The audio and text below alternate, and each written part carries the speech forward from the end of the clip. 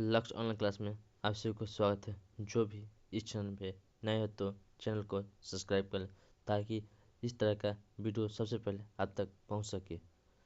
आज हम लोग क्लास 12 का हिंदी का फर्स्ट चैप्टर पढ़ेंगे जिसका नाम बातचीत है।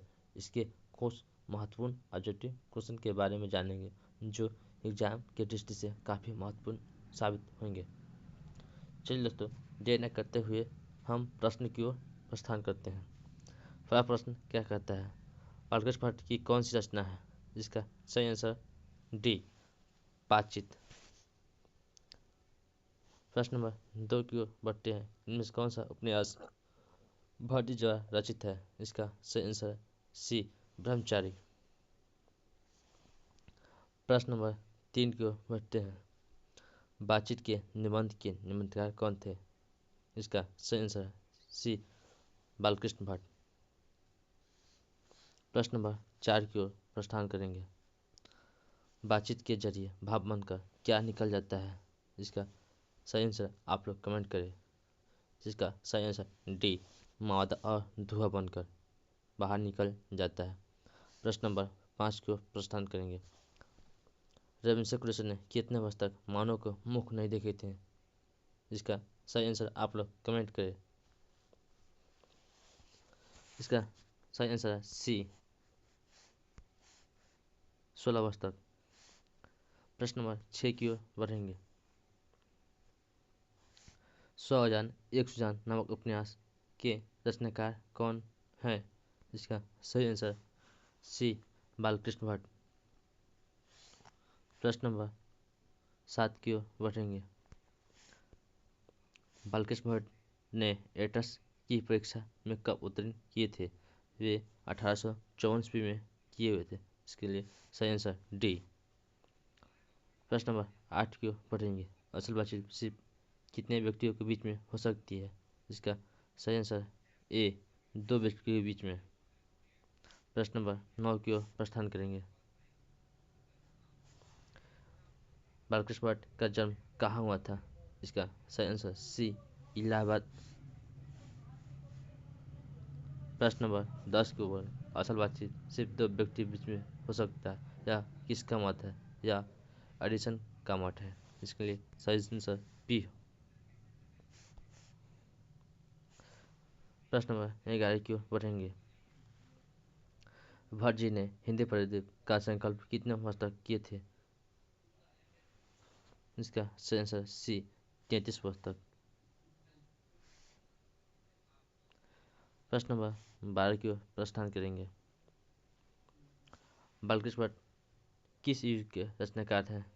इसका सही आंसर आप लोग कमेंट करें। इसका सही आंसर है ए, भारतेंदु युग। प्रश्न नंबर 13 की ओर बढ़ेंगे। बातचीत के साहित्य की कौन सी विधा है? इसका आंसर आप लोग फटाफट कमेंट कीजिए।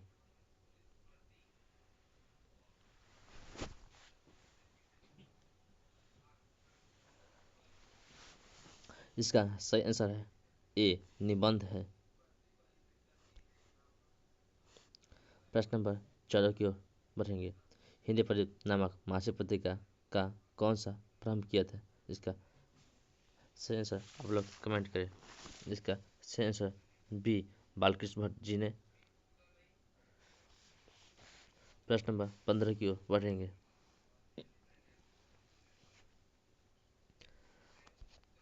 बालकृष्ण भट्ट का माता का क्या नाम था? इसका सही आंसर आप लोग कमेंट करें। इसका सही आंसर बी, पार्वती देवी, जो इनका पिता का नाम बोनी प्रसाद भट्ट थे। चलिए दोस्तों, प्रश्न नंबर 16 की ओर प्रस्थान करते हैं। बालकृष्ण भट्ट ने किस पत्रिका का संपादन किया था? इसका सही आंसर ए, हिंदी प्रदीप नामक पत्रिका को संपादन किया था। प्रश्न नंबर 17 की ओर प्रस्थान करेंगे।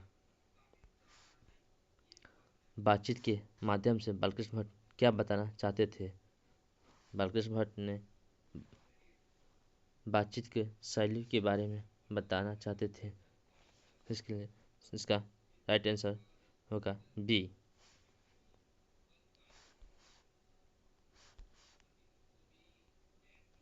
प्रश्न नंबर 18 की ओर बढ़ते हैं।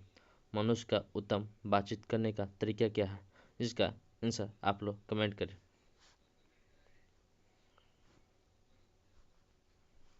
इसका सही आंसर है बी, औरों होकर अपने से बातचीत करना।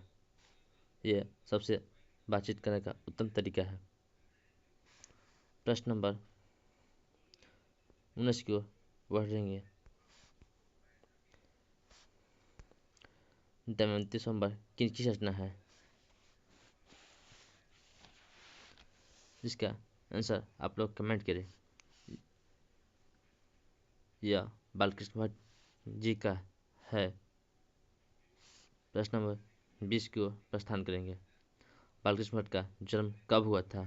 इसका आंसर आप लोग कमेंट करें।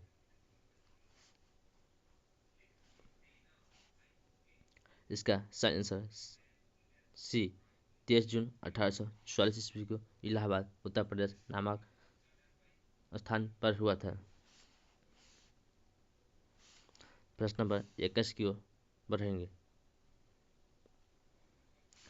कौन सी रचना बालकृष्ण भट्ट जी की नहीं है?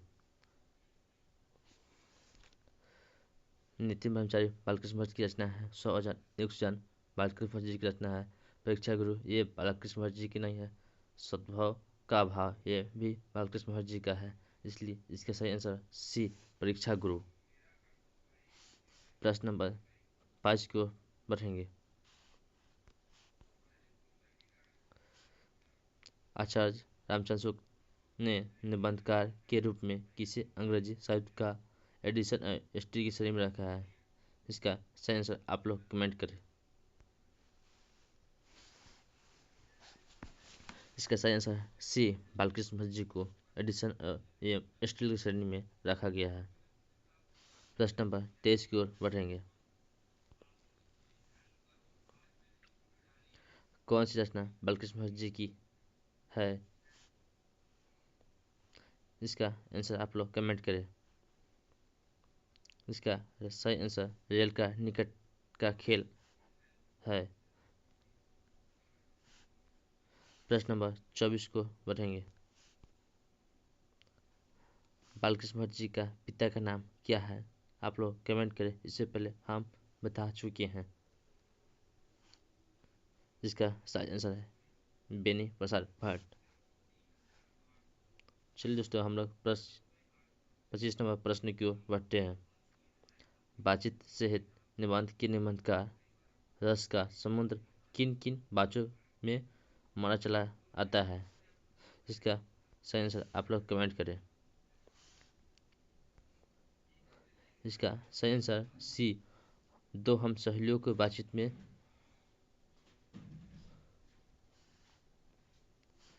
प्रश्न नंबर 26 को बढ़ेंगे। संवाद में सबसे महत्वपूर्ण क्या है? ए में है तर्क, बी में है जिज्ञासा, सी में है प्रभावपूर्ण, डी में है आत्मिकता। चलो दोस्तों, आप लोग कमेंट करें, इसका सही आंसर क्या है।